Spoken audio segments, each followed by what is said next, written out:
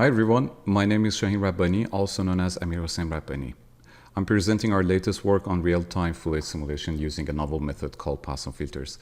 This is work done at Laforge Ubisoft Montreal in collaboration with McGill University. By myself, I'm an R&D scientist at Ubisoft Laforge leading the environment group, and I'm generally interested in fluid simulation, character animation, and rigid body simulation. So what's the problem that we are solving? In Eulerian fluid pipelines with traditional CPU-GPU iterative solvers, a big chunk of the computation is spent on a single projection step. For example, in 2D and for a typical iteration value of 32, almost 83% of the total computation is spent on projection. This is the bottleneck that we would like to improve. This bottleneck becomes even more important knowing without the projection step, we basically have no fluid, and the velocity field doesn't evolve much. Compared to Jacobi, Poisson filters achieve an order of magnitude faster projection and simulation for large number of iterations. Our method enforces Neumann boundary condition for both static and dynamic colliders. Poisson filtering is significantly faster than traditional linear solvers like Jacobi, Gauss Seidel, and PCG. It's simple to code, runs entirely on GPU, and it works both in 2D and 3D. In general, spectral methods approximate the solution, while finite difference methods approximate the equation.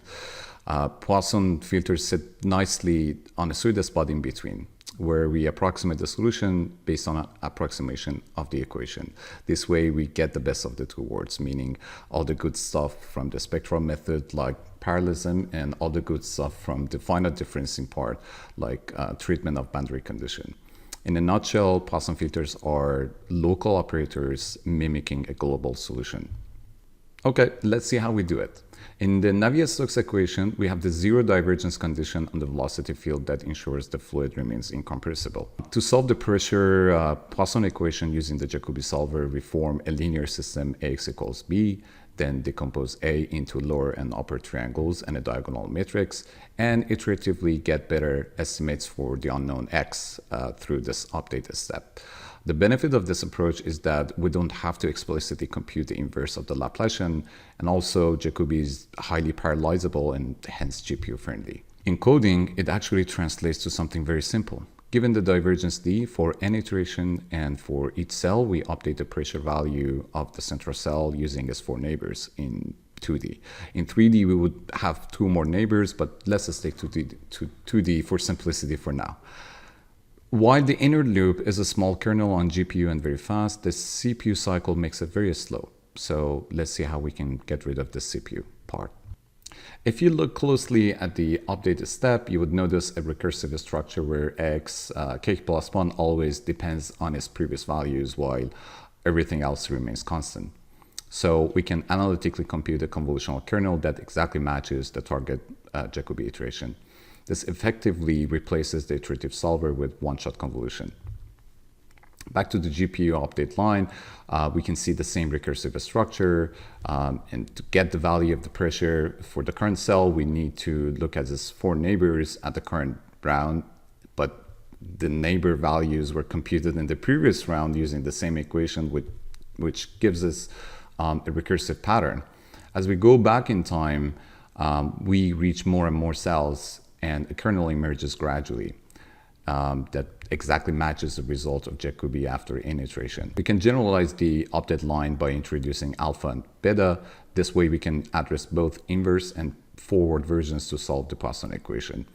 Computing an order 1 kernel corresponds to the result of 1 Jacobi iteration, and then we can get higher order kernels in terms of alpha and beta for higher and higher target iterations where an interesting staircase structure finally shows up.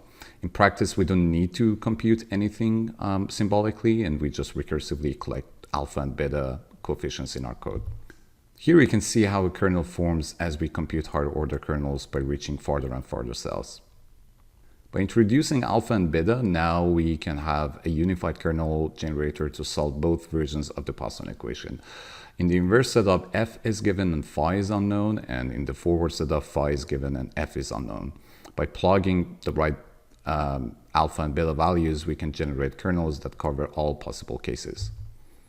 So for example, to solve for the pressure projection in 2D, we just need to use our kernel to convolve the divergent field to get the corrected one. But you might ask, why convolution? To answer this, you can think of Poisson kernels as an approximation to the true solution to the Green's function on an infinite domain. Since the equation is linear, we can get the solution for multiple Dirac impulses by summing up the Green's functions. More generally, we can convolve the right-hand f with Green's function to get the solution. There is a problem though. The full kernel is a dense matrix that is expensive, especially for high number of iterations. What we can do instead is to replace it with separable filters. This turns the OND complexity into a linear complexity for any rank 1 matrix, but we can easily see our Poisson kernel is not rank 1. This makes us think of a kernel reduction technique to reduce it to rank 1. To do this, we can perform singular value decomposition. While a more familiar decomposition gives three matrices U, sigma, and V transpose, we can instead see it from a different angle, that is canonical polyadic decomposition, or CPD for short, which is expressing the matrix as a sum of rank 1 matrices. We can then compute the separable filters for each one to be the outer product of the two vectors. In 3D, we use symmetric CP to get the filters. Despite the fact that eigendecomposition in 3D is NP hard and rank is not well defined, in practice we found that our filters work pretty well. Back to our equation, we perform symmetric CP, we absorb the eigenvalues in the eigenvectors, and we get our filters. We plug in pressure and divergence, and we do 3 convolutional passes, fiber, horizontal, and vertical, to get the solution. Okay, let's see how we use the filters. Was getting the filters all we could do? No, it turns out we can do more. If you look at the filters, you can see a lot of various small values, so we can set the threshold to trim them without affecting the solution much. Then we can just store what's left after truncation as float fours in our code, and because of the symmetry of the filters, we can just store half of them and reconstruct the rest when using them. This means our memory footprint is not only a small, but also it remains small for very high order filters. Here you can see everything in action for a 2D slice of a 3D simulation. We expand the divergence texture in 8 channels using 2 textures, then do the convolutions, and finally sum them up to get the pressure. We get a model solution as a sum of local spectral solutions for different frequencies. Just remember, you don't have to use 8 ranks always. Just pick up the rank that works best for you. To do Neumann band retreatment, we introduce mirror marching algorithm. To sample a cell during convolution, we start from the center of the filter, march towards the cell, turn back when we hit a collider, and march backwards until we hit another collider. We keep doing this until the total number of marching steps is equal to the actual index we wanted in the first place. So this is a good example of how Poisson filters can get away with not having to do any extra processing of the objects like spectral methods. Here we compare the grand truth Jacobi with Poisson filters. As you can see, the results are closely matching, especially when we look at the SSIM, which is the structural similarity index. We see very little difference between the two. We also observe less than 2% error in 99% of the domain, where all boundaries are completely satisfied.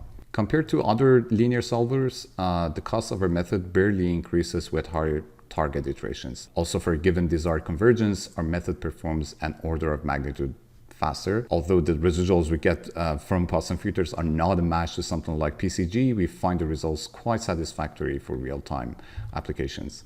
Okay, time for some demos. We can run simulations at interactive rates for quite high resolution domains where boundary conditions are pretty well satisfied, even for challenging scenarios like the purple bunny here. Our fast pipeline also allows for live editing, which is very useful for the VFX artists. Here you can see an example of forward Poisson solve for density diffusion. We try to solve the heat equation on quad mesh surfaces as well, but we don't consider the curvature of the space, so our results are not necessarily accurate. this demo is supposed to show a potential application of Poisson filters for future work. We have also made 2 fun demos where you can use a gamepad to set anything visible on fire, as well as controlling a character whose skin is used as a fire emitter. You can come and play with these demos at our booth if you like.